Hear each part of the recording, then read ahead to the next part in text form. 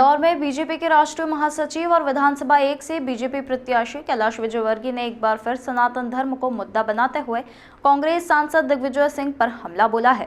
उन्होंने बुधवार रात को साहू समाज के कार्यक्रम में सोनिया गांधी के साथ अयोध्या के राम मंदिर जाकर भगवान राम के सामने शरणागत होने की सलाह दी है। इससे उनके बुढ़ापा सुधर जाने की बात भी कही है। कैलाश विजयवर्गीय ने कहा कि दिग्विजय सिंह जी, सोनिया जी, सुन लो, राम जी बहुत दयालु है, करुणा निधान है। जो राम जी की शरण में जाता है उन्हें वे माफ कर देते हैं। जनवरी में राम मंदिर की प्राण प्रतिष्ठा हो रही है। दिग्विजय सिंह जी, आप अपनी सोनिया आंटी को लेकर परिवार के साथ राम जी की शरण में जाना। जितने भी आपने पाप किए हैं, राम जी बड़े दयालु है, सब माफ कर देंगे। जवानी में जो आपने भूल की, गलती की, अब बुढ़ापे में सुधार लो। राम मंदिर में सोनिया आंटी को भी ले जाओ, भगवान राम के शरणागत हो जाओ। ये जीवन जैसे निकाला निकल गया, अगला जीवन धन्य हो जाएगा। वहीं कैलाश विजयवर्गीय ने कहा कि आज हम सौभाग्यशाली है कि मोदी जी के युग में रह रहे हैं। उनके बिना मंदिर बन ही नहीं सकता था। पहले कार सेवा निकली, बलिदान दिए, लेकिन उन्होंने कोर्ट में सही दस्तावेज रखे और मंदिर बनाने के पक्ष में फैसला हुआ। किसी के बलिदान की जरूरत नहीं पड़ी। वहीं पहले लोग गांधी जी की समाधि पर जूते पहनकर फूल अर्पित करते थे, लेकिन जब सबने मोदी जी को जूते उतारते हुए देखा तो सभी ने जूते उतारे। तो पहले आप वीडियो उठा के देखिए, पुराने मेहमान आते थे, जूते पहने पहने ही गांधी जी को माल्यार्पण करते थे। पहली बार ऐसा हुआ।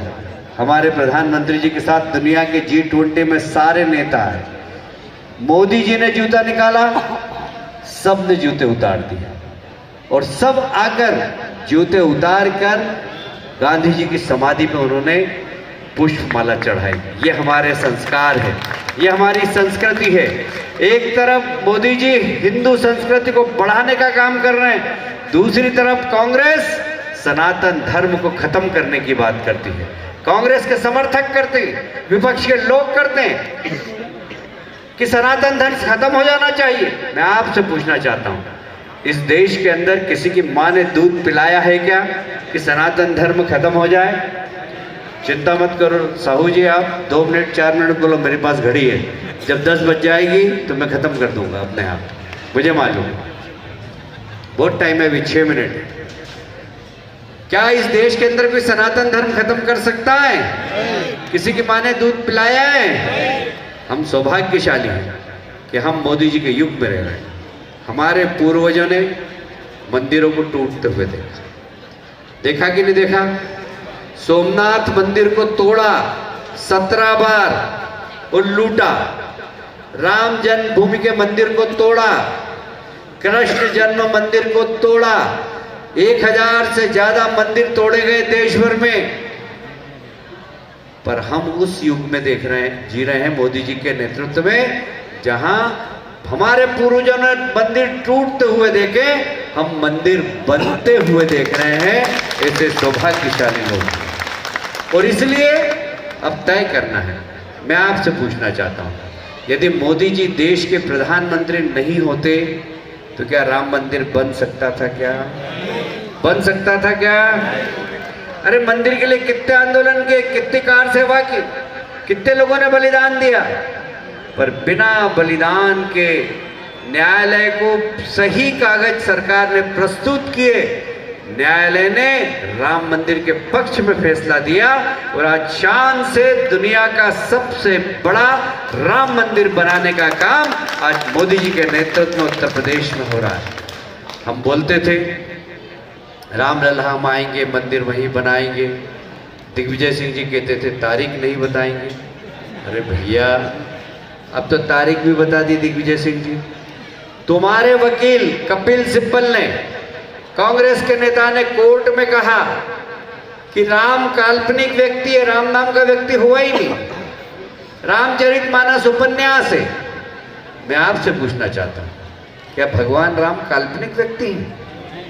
हमारी भगवान राम के प्रति श्रद्धा है कि नहीं बताइए? हमारी हनुमान जी के प्रति श्रद्धा है कि नहीं बताइए? जोर से बोलिए जय जय श्री राम।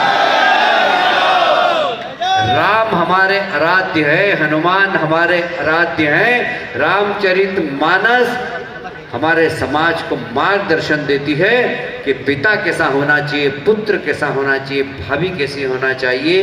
ये पूरे सामाजिक परिवेश को मार्गदर्शन देने का काम रामचरितमानस करती है, जो कि मर्यादा का पाठ पढ़ाती है। वो रामचरितमानस को बोलते हैं उपन्यास है।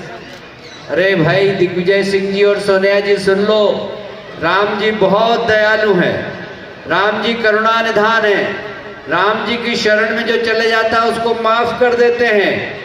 और इसलिए जनवरी में राम मंदिर की प्राण प्रतिष्ठा हो रही है। दिग्विजय सिंह जी, आप अपनी सोनिया आंटी को लेकर अपने परिवार के साथ जाना वहां पर राम जी की शरण में। जिंदगी में जितने पाप किए आपने, हमारे राम जी इतने दयालु हैं कि सब माफ कर देंगे, क्योंकि जो राम जी की शरण में पहुंच जाता है वो राम जी का हो जाता है। इसलिए दिग्विजय सिंह जी, जवानी में आपने जो भी भूल करी हो, गलती करी हो, अपना बुढ़ापा सुधार लो। भारतीय जनता पार्टी ने राम मंदिर बना दिया है, अपनी सोनिया आंटी को भी ले जाओ और भगवान राम के शरणागत कर देना। तुम्हारा ये जीवन तो जैसा निकला निकला, पर अगला जीवन भी धन्य हो जाएगा, ये हम दावे से कहते हैं।